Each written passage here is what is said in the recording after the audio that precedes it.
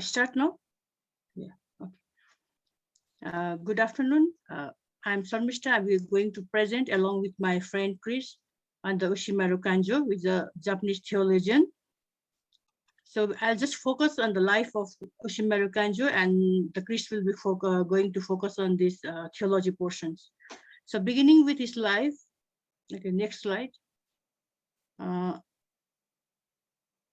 Okay, Uchimura Kanzo is born in a samurai family and is sent off to school at the age of 6, began English studies at the age of 11, and entered language school at 13, and entered English-speaking university, and he was graduated in 1881 and began an independent church that would become the non-church assemblies. So it was said Uchimura was able to become a Christian because of the many similarities between Christianity and the code of samurai. Okay, here in the next slide, we have the conversion process of Kanzo Uchimura. As he was born in the year 1861, he joined the Methodist Episcopal Church and forced to sign the covenant of the believers in Jesus. And it was at this college that Uchimura was converted to Christianity under the influence of this American instructor. As Uchimura had been a very sensitive boy whose religious feeling prompted him to recognize the moral contradiction in non-ethical polytheism, Christianity came to him as a joyous emancipation. Okay, next one. Next slide.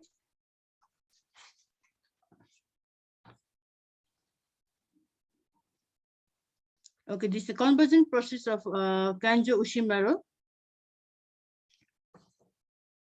The Christianity has been prohibited and ruthlessly suppressed in Japan for more than 250 years. But because of the change instituted by the Meiji government, Christianity was no longer illegal.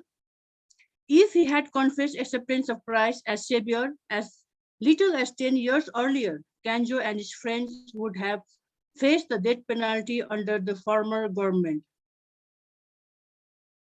Next one. So next we have the incident of 1891 that was important in Kanzo Uchimura's life. Like as he taught in the first higher school in Tokyo, he was forced to bow before the signature of the emperor affixed to the copy of the new imperial receipt on education. But he just nodded his head instead of bowing because it was a kind of idolatry. So he lost his job as a teacher, but went on to become a respected essayist, and in his lifetime wrote over 2,000 pages. And next one. Okay, this is the next slide about the founding of church with the 6 brothers. In Sapporo, the college where he had studied, he and his fellow converts had built a church that was the independent church. And Uchimura imbibed deeply the air of nationalism in a highly characterized Christianized form.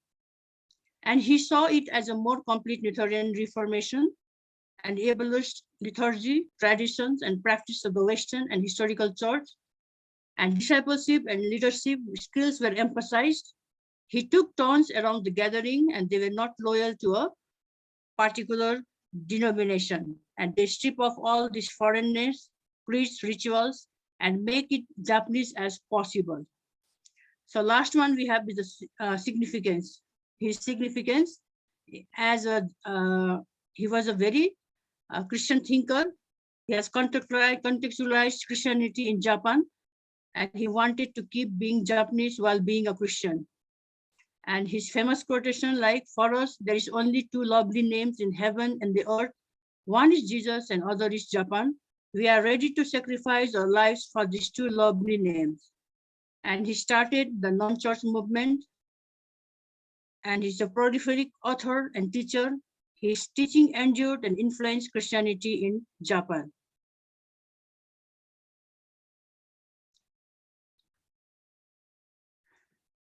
And this is my last slide. And like in the year 1930, at the age of 69, he died in Japan, this Tokyo metropolis, that is Japan. So thank you very much. So I would like to hand over to Chris now.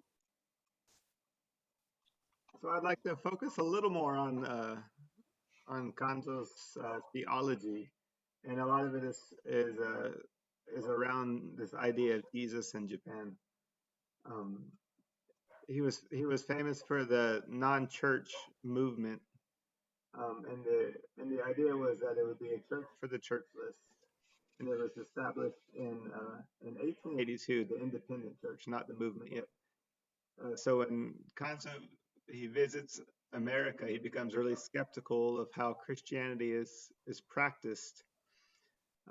He's quoted as saying, "It's no special fault that Americans to be this worldly. It's their national characteristic, and they in their self-knowledge ought to serve mankind in other fields than in religion." And he saw that foreign missionaries brought a religion of numbers, of money, and of strategies. So the non-church movement is called Mukyokai. It was established in 1901. And it said, so he was quoted as that it's that this Mukyokai is Christianity received by Japanese directly from God without any foreign intermediary, no more and no less. And then he also said, he continued that God might very well have intended to begin Christianity anew in the land of the rising sun.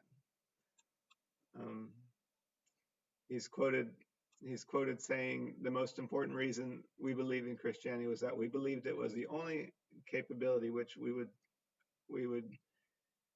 would save the Japan we loved. So this picture is of a stone church memorial to Uchimura, Kanzo.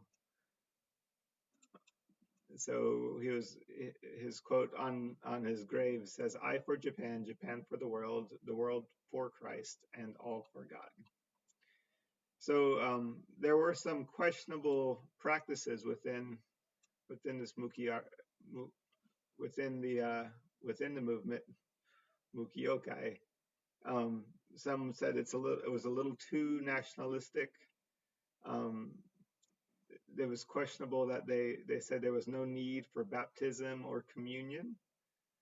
In one of the schools he taught at, he was